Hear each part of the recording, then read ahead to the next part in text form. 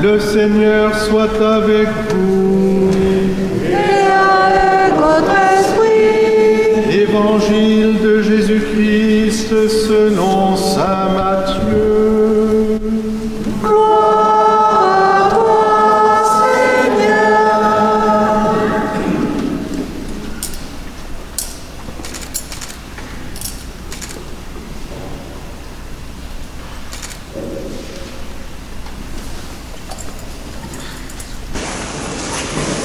En ce temps-là, voyant les foules, Jésus gravit la montagne. Il s'assit et ses disciples s'approchèrent de lui. Alors, ouvrant la bouche, il les enseignait, il disait « Heureux les pauvres de cœur, car le royaume des cieux est à eux. Heureux ceux qui pleurent, car ils seront consolés. Heureux les doux, car ils recevront la terre en héritage. Heureux ceux qui ont faim et soif de la justice, car ils seront rassasiés.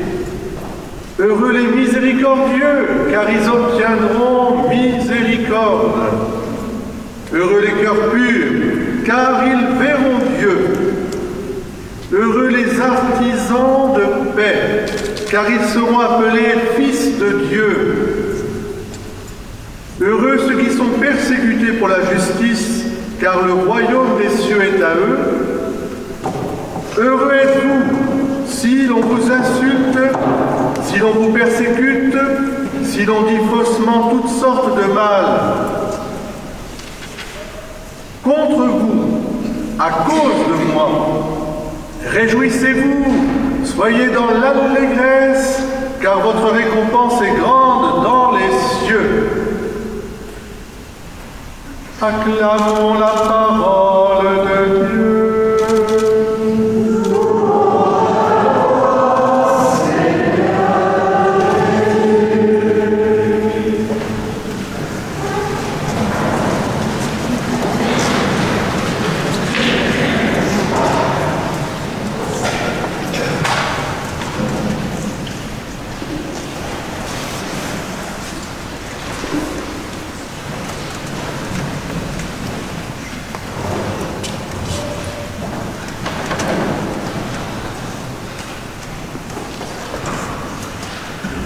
J'espère que vous allez m'entendre tous. Oui, vous m'entendez. Il y a 2 jours, je regardais la télévision, malheureusement, avec tout le tremblement qu'il y a. Mais je voyais une publicité, et alors c'était une publicité pour les téléphones. Et alors on me disait que si vous aviez le dernier téléphone, vous aviez le bonheur. Bon, vous seriez bien heureux, si je puis dire.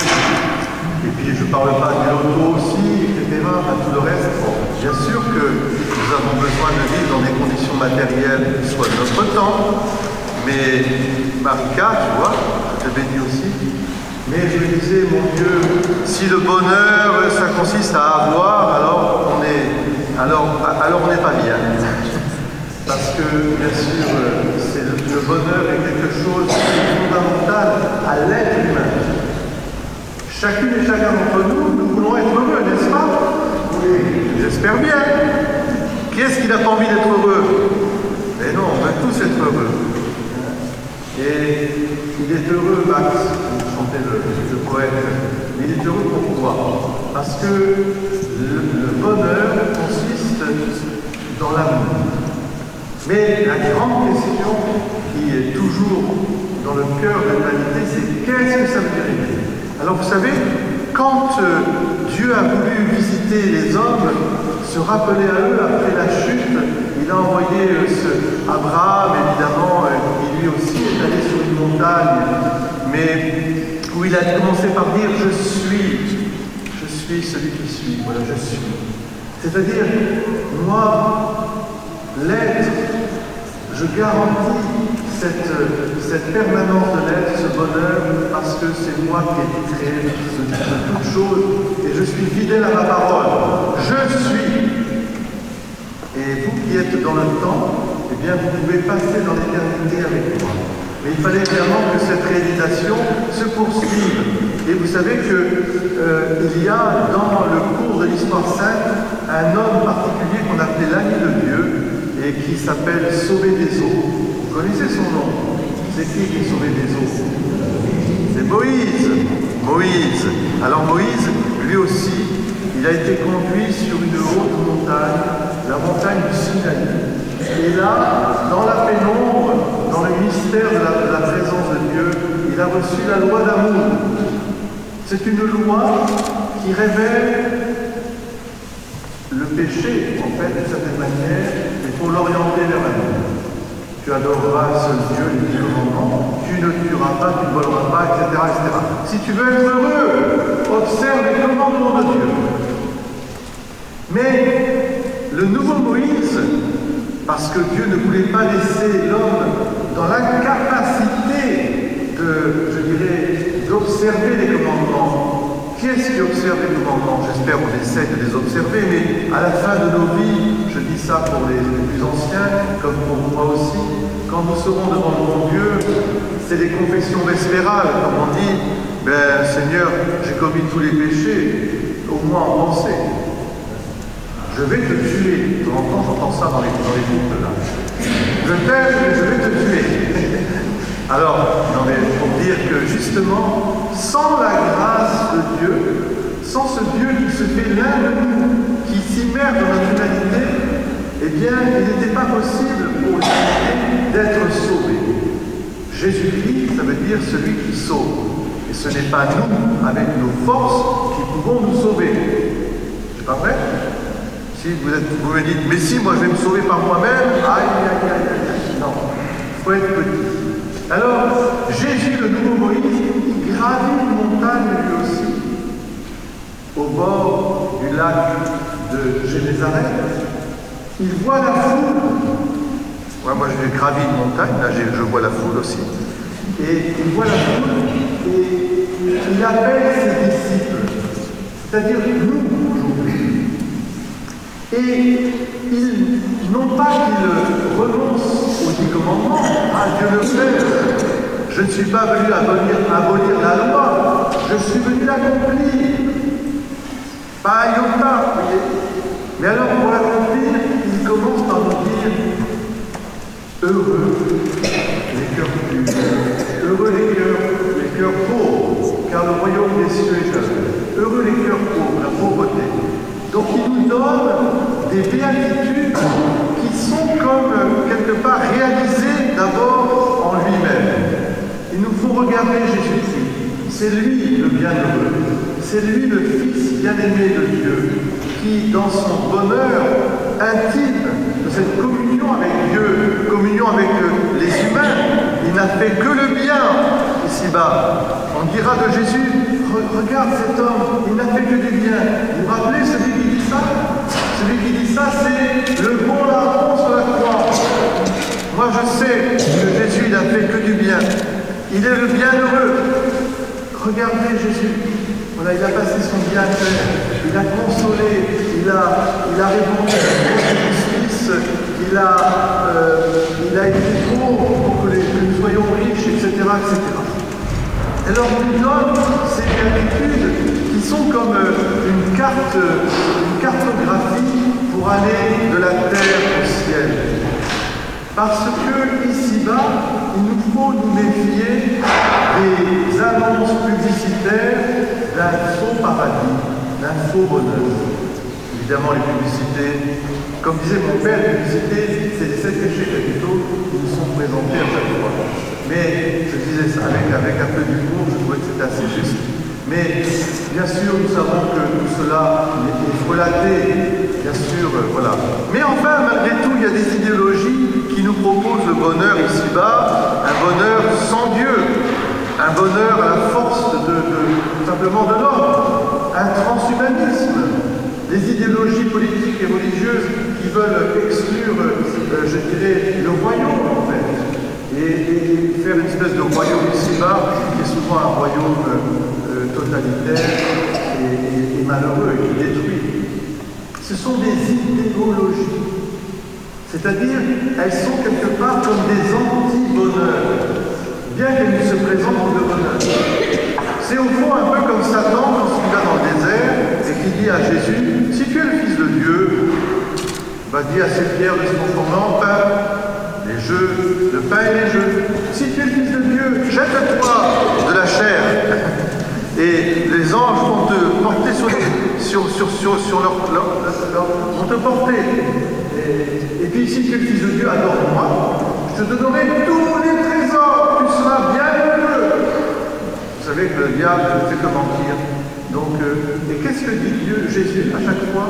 Il lui dit, l'homme ne vit pas seulement de pain. Tu ne tenteras pas Dieu, et puis tu n'adoreras que Dieu. Mon bonheur, c'est Dieu, servi dans mon prochain. Et voilà, les béatitudes, elles sont extraordinaires pour cela, c'est qu'elles nous donnent l'antithèse de cette mentalité qui vient du diable. Pas vous tromper, derrière les errements des hommes, il y a celui qui attise pour t'écarter de la voie du bonheur, de la vie éternelle. Et alors, au fond, les béatitudes, c'est nous dire, regarde, heureux les cœurs pauvres, parce que le royaume des cieux est à eux. Heureux les doux, car la terre, nous posséderons la terre. Heureux ceux qui sont miséricordieux, il sera fait miséricorde. Heureux ceux qui pleurent, car ils seront consolés. C'est-à-dire, quelque part, dans notre quotidien de tous les jours, vivre le Christ qui n'a fait que le bien en passant ici-bas. Être proche de la vie, de la vraie vie, pas de celle qui semble proposer une espèce de bulle dans laquelle certains seraient à l'abri de tout. Mais c'est faux. C'est faux. Notre vie, elle est simple, elle est humble, elle est, je dirais, elle est terrestre, elle est humaine. Et c'est cette humanité qu'il faut rejoindre. Et alors, c'est ça qui est beau, c'est que si Jésus dit aux disciples, en voyant la foule, heureux, heureux, c'est qu'il nous envoie nous pratiquer ces béatitudes à sa suite. Parce que la foule, va commencer par nous, mais la foule, elle est là à l'extérieur. Est-ce que vous ne croyez pas que les gens ont soif et faim de ce bonheur, le vrai, qui leur donnera? Alors c'est là que nous intervenons doucement, mais sûrement. C'est là que nous venons avec cette attention à la personne. Personne qui est malade, personne qui est seule, la personne qui a des difficultés dans sa vie, de tous ordres. Vous voyez, la personne qui désespère surtout, en lui disant, mais non, tu sais, comme a dit la Vierge Marie à Bernadette, elle lui a dit, je ne te promets pas le bonheur ici-bas, mais je te promets le bonheur au ciel. Elle lui a dit cela. Elle n'a pas voulu mentir. Elle a voulu nous dire simplement que sur cette terre, nous essayons de vivre au mieux, de faire le bien, mais ne nous trompons pas. La vie éternelle, même si elle commence dans notre cœur, elle se réalisera pleinement dans le royaume des cieux. Soyez des artisans des béatitudes. Alors, la carte d'identité des chrétiens, ce sont les béatitudes. Ça doit nous donner le sens, j'allais dire le pif, le bon nez, pour sentir les choses de Dieu. Nous pouvons sentir les choses de Dieu avec les béatitudes. Et au contraire, sentir quand c'est du frelaté, quand c'est même du dangereux, quand on essaye de nous mentir. Et je vais prendre un exemple. Un bel exemple d'abord, c'est que à partir de cette semaine déjà, il y a un très beau film qui passe au Capitole Le Comté, qui s'appelle Vaincre ou mourir. Vaincre ou mourir, c'est un film qui raconte l'histoire vraie de Charette, avec les Chouans. Et voilà que les paysans, à qui on promettait avec la Révolution la liberté profonde, la fraternité, l'égalité, on commence par leur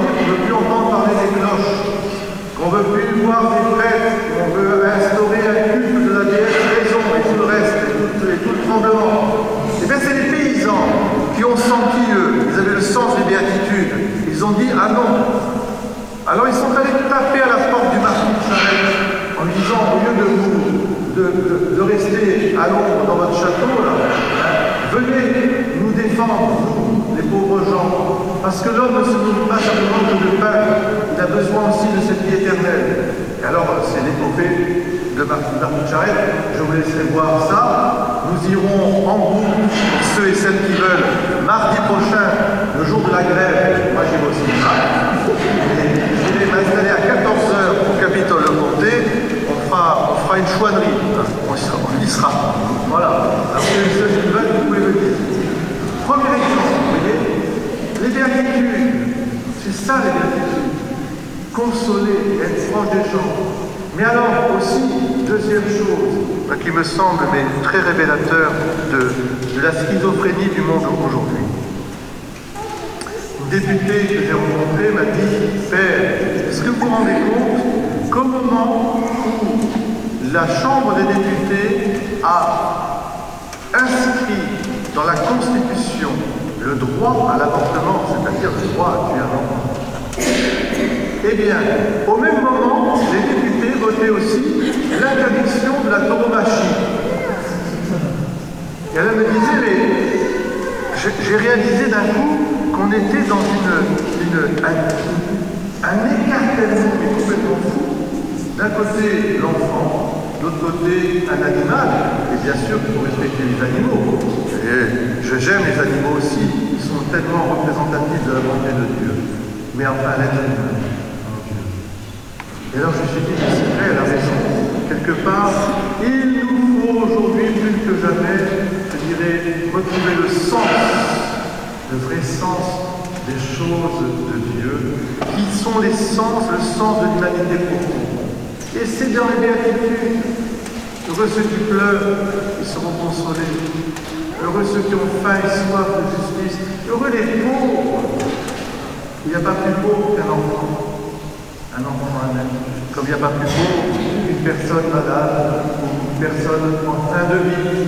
Il n'y a pas plus pauvre aussi que ce bon SDF que j'ai vu l'autre jour là, qui était dehors aussi, et qui avait besoin, à qui j'ai dit, tu sais, je vais t'aider un peu, je vais faire ce que je peux, mais alors je vais parler un peu avec toi.